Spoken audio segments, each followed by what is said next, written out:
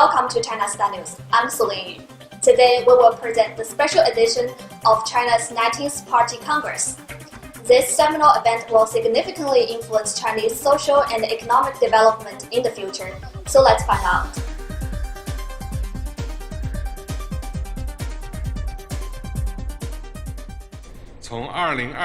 From 2020 to 2035, we will build on the foundation created by the moderately prosperous society with a further 15 years of hard work to see that socialist modernization is basically realized by that time. By that time, China's economic technological strength has increased significantly. China has become a global leader in innovation. The rights of the people to participate and to develop as equals are adequately protected. The rule of law for the country, the government, the society is basically in place. Institutions in all fields are further improved. The modernization of China's system and capacity for governance is basically achieved. Social etiquette and civility are significantly enhanced. China's cultural soft power has grown much stronger. Chinese culture has greater appeal. People are leading more comfortable lives. And the size of the middle-income group has grown considerably. Disparities in urban-rural development, in development between regions, and in living standards are significantly reduced. Equitable access to basic public services is basically ensured, and solid progress has been made toward prosperity for everyone. A modern social governance system has basically taken shape, and society is full of vitality, harmony, and order. There is a fundamental improvement in the environment, and the goal of building a beautiful China is basically attained.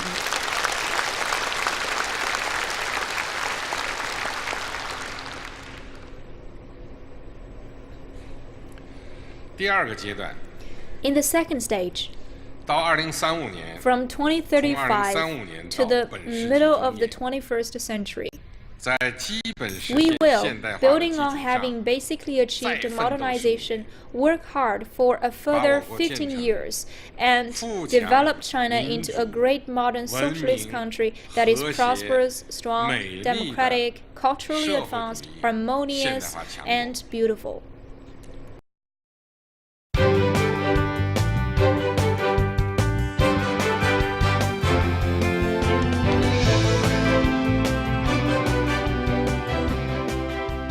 大家知道，2008年神舟7号是我第一次飞上太空。当时和2位战友翟志刚、刘百明一起实现了太空行走，迈出了咱中国人在太空的第一步。而今天，我是作为党代表来参加这一盛会。 来见证这一伟大的时刻。我们坚信，党的19大必将迈出中华民族伟大复兴的一大步。如果用一个词来描述我第一次飞天感受的话，2个字：兴奋。因为准备了10年，磨砺了10年。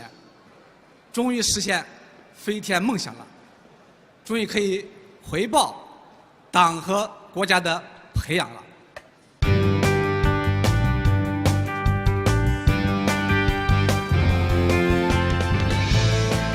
我呢，作为一名共产党员，主要病人需要，不论是节假日还是放假，不论是周六周天还是白天黑夜，我们的病人需要随叫随到。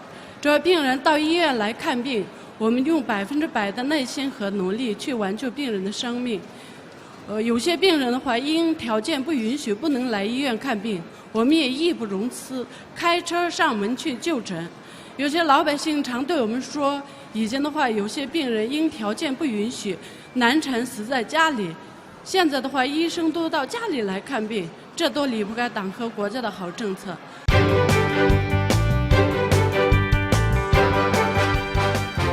就像西方人熟悉的沙拉一样，我们兼并了很多的国际上的企业，但是我不改变你的形态，但是你要统一利用我的模式，也就是蔬菜保持各自的形态，但是沙拉酱是统一的。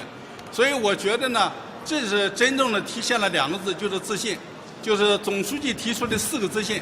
我个人认为4个自信说到家就是4个字：中国自信。谢谢。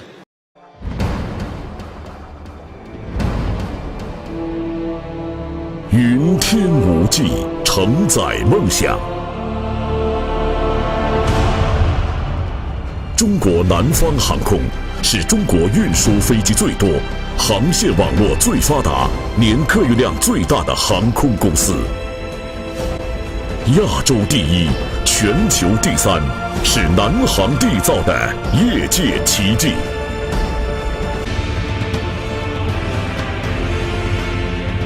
蓝天壮志情，云海谱华章。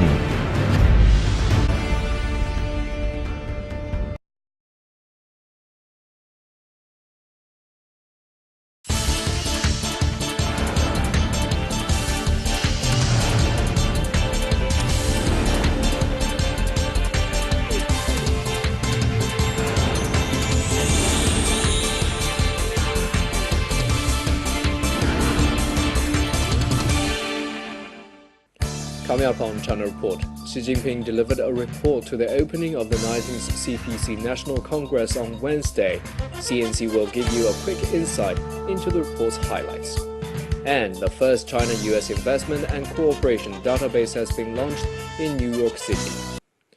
Hello and welcome to this edition of China Report. I'm Zhang Zhao in Beijing. The 19th National Congress of the Communist Party of China opened on Wednesday. Xi Jinping delivered a report at the Congress opening at the Great Hall of the People in central Beijing. In today's program, CNC correspondent Liliana Worth will give you a quick insight into the report's highlights. Hello and welcome to the latest edition of Talk China on the 90th National Congress of the Communist Party of China. I'm Liliana Worth in Beijing. As the Congress officially opened, President Xi Jinping delivered a report on the party's achievements, priorities and vision as we have here. And to give you a quick insight into the report, we have a rundown of 9 key aspects. Number 1, the report outlined development of socialist thought.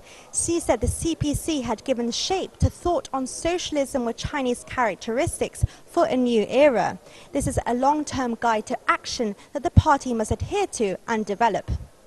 It builds on the party's existing theory being integrated into Marxism-Leninism, Mao Zedong thought, Deng Xiaoping theory, the theory of 3 represents, and the scientific outlook on development.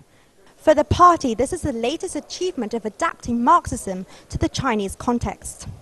Number 2, the report also outlined aims to develop China into, quote, a great modern socialist country by the middle of the 21st century.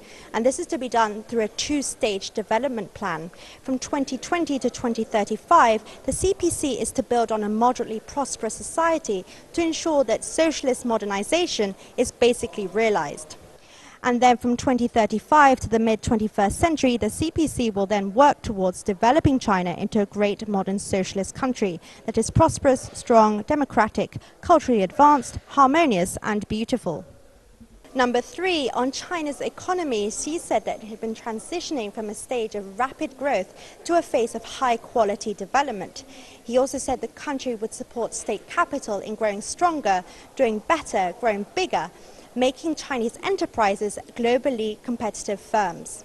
Number 4 is on opening up, which of course is of particular interest to our international viewers.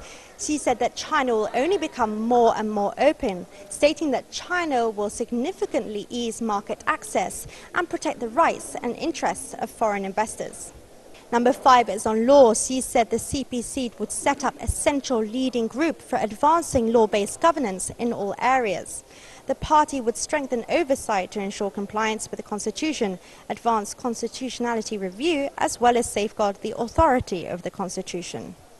Number 6 is on ecological progress. The CPC has incorporated Beautiful China into its two-stage development plan for building a great modern socialist country. The modernization will feature harmonious coexistence between man and nature. As part of that, there will be more regulation on natural resource assets and natural ecosystems. Number 7 is the plan for China's armed forces. Xi said that by 2020, the military mechanization should be basically achieved, while the modernization of national defense and armed forces should be basically completed by 2035. This is all with an aim of making China's armed forces into a world-class military by the middle of the century. Number 8 is the CPC's view of diplomacy. Xi stressed that China would never seek hegemony or engage in expansion, no matter the stage of development it reaches. And finally, number 9, this is the vision for the CPC's party building. Calling corruption the greatest threat the party faces, Xi said the fight against corruption never ends. He said the party is determined to secure a sweeping victory against corruption to avoid the historical cycle of rise and fall. So that's all for me on this edition of Talk China. For more updates on the Congress, follow us on our website. Until then, bye-bye. A senior member of the Communist Party of Vietnam, or CPV, says the 19th CPC National Congress is of great significance, as its success will contribute to China's modernization under the banner of socialism with Chinese characteristics. Hong Bin-kwan is head of the Commission for External Relations of the CPV Central Committee. During an interview with CNC on Tuesday, Kwang said the Congress has a historical significance to the CPC and the Chinese people. The Congress is taking place in a period which is decisive to complete construction of an all-round well-off society, as well as socialism with Chinese characteristics, so it has a significant historic meaning to the Chinese party and people. Kwang spoke highly of Chinese President Xi Jinping's leadership of the CPC. Since its 18th National Congress, the Communist Party of China, under the leadership of the General Secretary of the CPC General Committee, Xi Jinping, has led Chinese people to gain many important achievements in socio-economic development, and heightens China's rule and status in the international era. He added that under the leadership of CPC, China will make bigger achievements in transforming itself into a modern, wealthy, democratic, civilized, and harmonious socialist country. Talking about the bilateral ties, Kwang said relations between Vietnam and China will be more vigorous after the Congress. Disciplinary authorities have investigated 440 officials at or above provincial or corps level for corruption over the past 5 years, as the Communist Party of China, or CPC, pledges sweeping victory over the threat to the party. That's according to Yang Xiaodu, Deputy Secretary of the Central Commission for Discipline Inspection, or CCDI. At Thursday's press conference on the sidelines of the 19th CPC National Congress, Yang said among the 43 members and alternate members of the CPC Central Committee, as well as 9 members of the CCDI, were investigated. 5 years ago, the CPC leadership launched a high-profile anti-corruption campaign which has led to the downfall of a number of high-level officials known as tigers and low-level flies who serve at the grassroots level. More than 8,900 city-level officials and over 63,000 county-level officials were punished during that period. According to Yang, China is working with the international community to hunt corruption suspects who had fled overseas. Among the top 100 fugitives listed on an Interpol Red Notice, 48 have been arrested. Xi Jinping on Wednesday described corruption as the greatest threat the party faces, saying that the fight against corruption would never end. He also vowed the party would secure a sweeping victory in the fight against corruption. This suggests that this kind of party building will continue to be a crucial task for the CPC, not only in the next 5 years, but beyond that too. This was Liliana Worth, CNC World, Beijing. In an exclusive interview with CNC, a renowned U.S. scholar says China has been more proactive in helping set the agenda for global growth and governance. Robert Lawrence Kahn is the chairman of the Kahn Foundation, an American non-governmental organization promoting U.S.-China ties. He has maintained close ties with China since the 1990s. According to Kahn, the biggest change China has made in the past few decades is change of spirit among the Chinese people.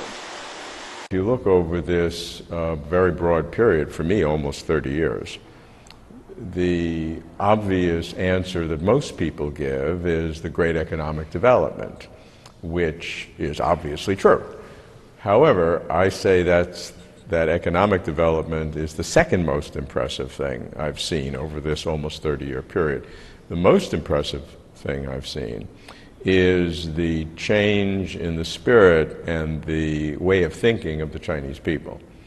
So this kind of opening up of the way of thinking, liberating the mind, emancipating the mind in terms of ways of thinking about China domestically, about Chinese politics, economics, society, international relations. This to me is the most impressive thing and the most important thing over the long term. The first China-US investment and cooperation database has been launched in New York City to promote Chinese investments in the United States. The database, First Investment Information Hub, serving Chinese companies and their partners in the United States, was established on Wednesday by the China General Chamber of Commerce, USA, CGCC. The platform features CGCC members' key information such as company information, locations, products and services, and major contacts. Subscribers can search company information by region, industry, or service type. Chairman of CGCC Xu Chen said he hopes the database will be a convenient tool for members seeking to form new partnerships and looking for business opportunities.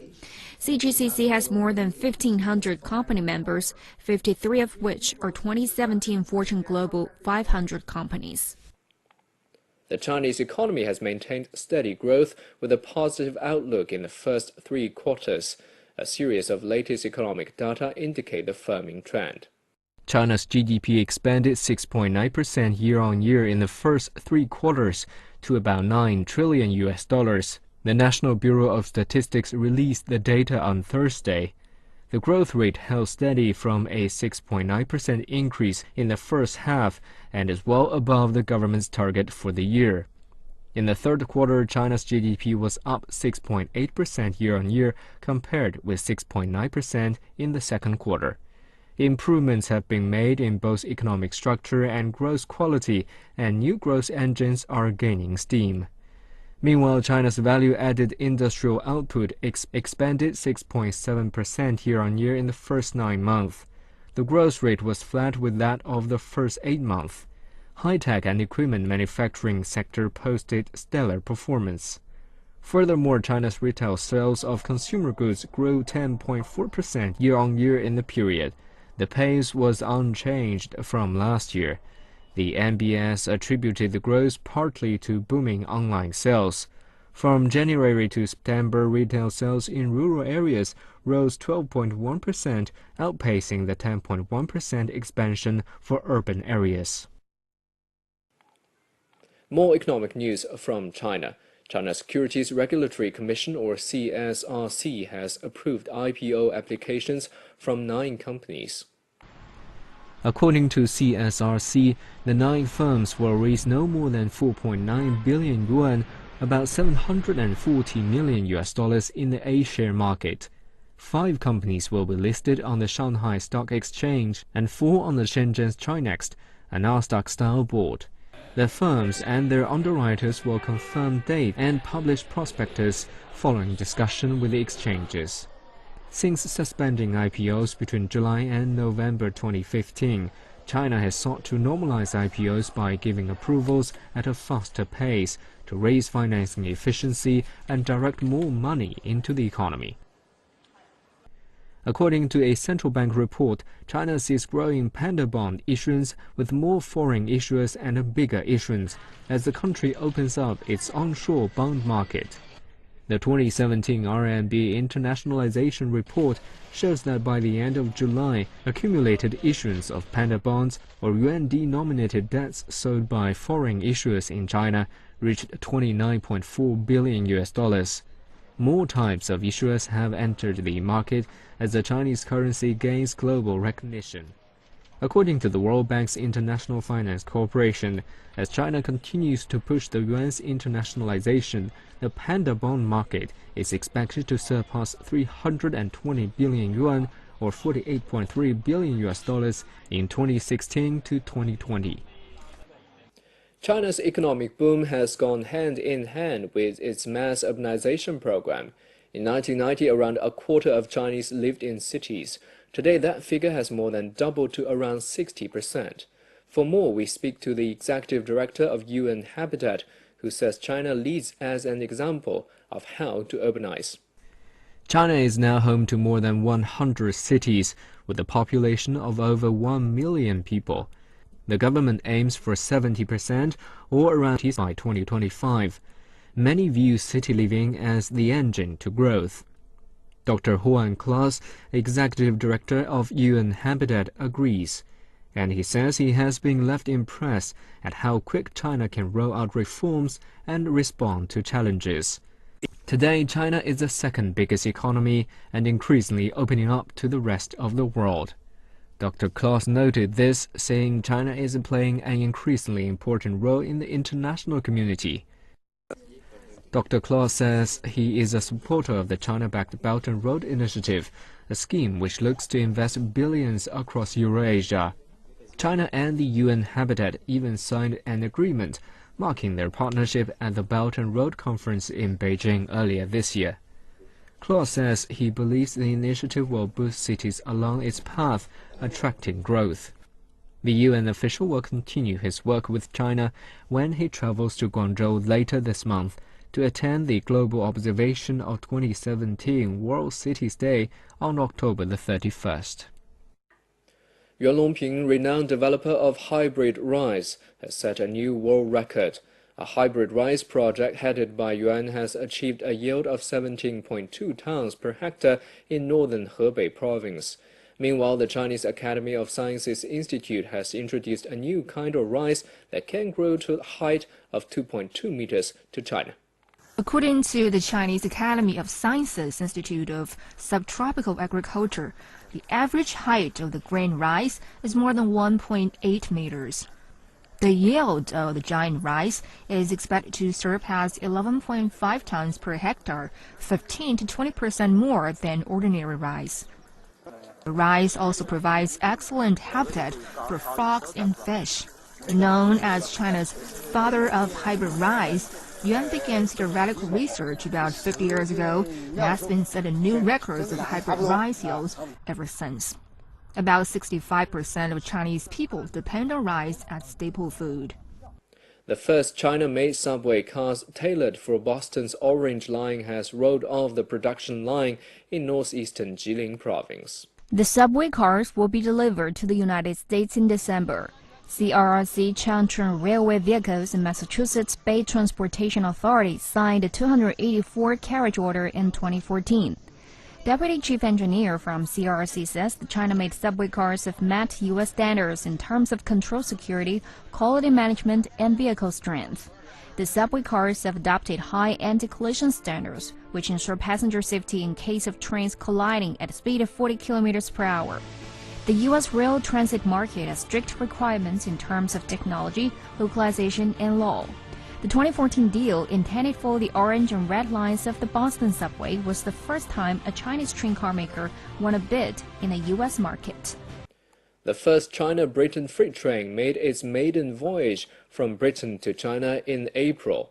The new train commutes from DP World London Gateway to eastern China's Yiwu city in just 19 days of time. In a recent interview with CNC, the general manager of logistics of DP World London Gateway said the direct freight train is likely to shake up traditional trade patterns as speed and reliability are the key in modern supply. The logistics chief, Nicolas Silveira, said China-Britain freight train is likely to run on a weekly basis soon in response to a growing demand. Yes, the first ever UK to China export train did leave London Gateway's container and rail terminal on the 10th of April 2017, carrying British-made goods directly from the UK into Yiwu in China. This was the pilot run, and now we are working towards establishing a weekly service that will touch many provinces in China, like Chengdu and Yiwu, and come directly into the UK. This is an exciting project for us because whilst we are working on the train, we also have established our DP World Logistics Park, where we have retailers like Lidl, who have opened their warehouse, UPS, who has opened their sortation and distribution center, and soon to open a chilled facility in the second half of 2018 by SH Bratz. So as you can see, DP World London Gateway is well established to bring cargo on the rails in a weekly service, complemented by their warehousing and logistics part to support the trade between UK and China. Silveira said the direct train service has drawn much interest from a wide range of clients as it only costs 18 to 19 days from source to consumption. We have a lot of interest from a lot of clients, especially the car manufacturers, the pharmaceutical companies, some companies who also manufacturing toys, because this train, the transit time being only 18 to 19 days, can bring cargo right on time from source to consumption for Black Fridays or for any other promotional activities that take place in the UK. So this will enhance the trade between UK and China as we see it, and DP World London Gateway is well established to accept these trains on a weekly service, and we have a good clientele and stakeholders to support this trade. As a significant part of the Belt and Road, Silveira said the direct train service is reshaping the supply chain between Britain and China. Well, if you look at the One Belt, One Road today, which is reshaping the supply chain between the UK and China, this train is time sensitive, which means it's reliable, it's cheaper than air, which is cost effective, it's efficient because cargo is moving only on land. These are the very critical points for supply chain today, speed and reliability. And yes, I think the One Belt, One Road will be very critical in ensuring that the supply chain moves in the right direction. And we in DP World are well established to make this happen. However, Silveira admitted that technical problems could be a concern as railway gauges vary between the connecting countries and freight need to swap trains along the 12,000-kilometer journey-way.